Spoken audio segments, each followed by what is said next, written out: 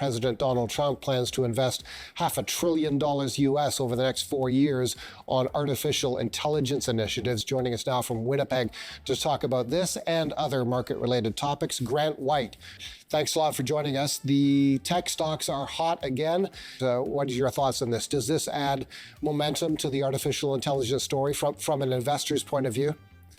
Yeah, absolutely. I mean, I think that the interesting side of this is that, just when we didn't think these companies could go that much further, perhaps, this is opening up the gates a little bit more for anything related to AI. And it's clear that the policy direction is they want to win this race. They want to be the leaders in the world in AI. And that was always the case. But President Trump has essentially taken off the guardrails here and opened up the floodgates, if you will. And they're literally trying to pour money at this. So I would say this is very optimistic. I think it's again, a risk on for AI. And, I'm excited about what this means for a number of these companies. And you mentioned Oracle previously as one of those companies, but there's a number of companies that I think that this plays out very well for in the coming years. So when your clients come to you and ask you, Grant, how much exposure to artificial intelligence should I have in my portfolio? What kind of answers do you provide? Well, everybody wants more of it than they probably should have in their portfolio right now. Of course, I think that is the big risk, Paul. Though, and I think you bring up a good point. Is there are a lot of investors that are chasing returns, and that's natural after we see a company like Nvidia, who's absolutely reached orbit over the last number of years, obviously with their returns. So there is a lot of risk in that, I think. And then what investors need to be a little bit careful about is pricing still really matters. And in fact, I think pricing matters way more this year than it has in the past number of years. I think investors, I've said a couple of times that lazy investors might be punished this year or are going to be punished this year. And I think that is still going to be the case despite this recent announcement. I would say Nvidia is a fantastic company. I think today it's just reached again the largest company by market cap in the world. It's a fantastic business. But even a fantastic business at a bad price can be a bad investment. So we're looking for other opportunities in the AI space that might not be as well known as Nvidia. Okay, you just talk to us a bit more about Oracle. It's in the news today. You like this one, and I think you hold it on behalf of clients, correct? Yeah, that's correct. Oracle is a fantastic business. I would say it's kind of the in-between of what I was just talking about, because everybody knows that Oracle is a pretty good company.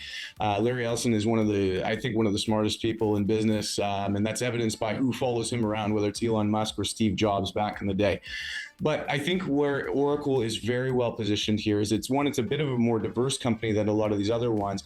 The other side of it, and I love the recent investment that they're making into Stargate, because this does place them very well with this momentum trend that's going on in AI. And I think that should bode well for them. But I think what I like about Oracle, it's a little bit more diverse than the average company in AI, and at the same time, pricing is still a little bit better because they haven't gone through that. I mean, they're climbing a lot today, but they haven't gone through that same parabolic growth that a company like Nvidia has over the last couple of years. They've grown, don't get me wrong, but pricing is a little bit better. And so I think if you've missed the Nvidia train, maybe you should look at a company like Oracle, and I think that is a pretty good investment over the next few years. If you've missed the Nvidia train, should you be looking at Micron Technology, which is a chip maker and well off its 52-week highs? This is another stock you like.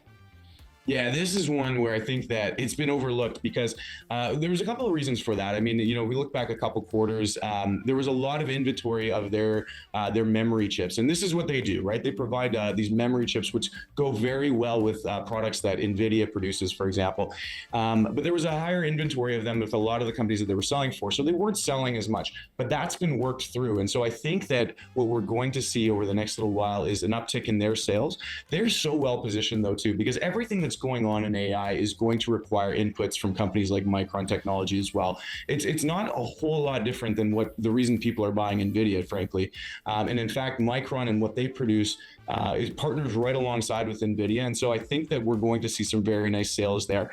Why, again, I like this. Again, price matters. And this is one where, again, if you've missed Nvidia, I would be looking at a company like Micron who hasn't seen that same price appreciation. And from a price earnings perspective, they're much more favorable right now in a portfolio. So this is one I'd be looking at if you've missed that train.